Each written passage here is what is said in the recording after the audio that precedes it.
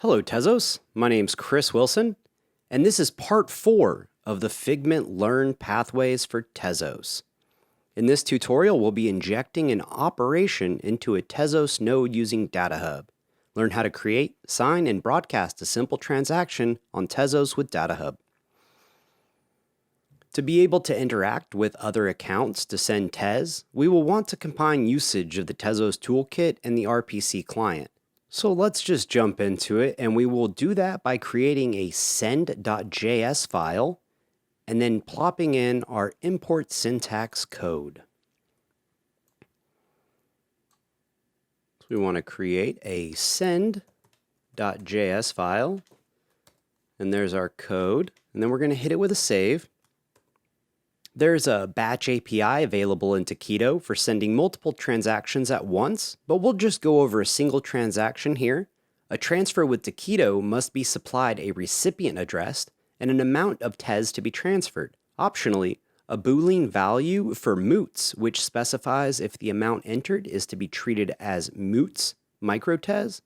The .then and .catch blocks will enable us to perform the console logging and deal with any errors which may occur, displaying them to the terminal. Now that we know what we're looking for and what the output should look like if successful, we can run the code by running node send.js. In the terminal, we are transferring two Tezos to this address. We're waiting for it to be confirmed. Sometimes it takes a minute. A little patience goes a long way. Operation injected, and we can do that. We can see it by following this link here if you were interested in that. And here's what the page looks like. So let's just go ahead and follow the link.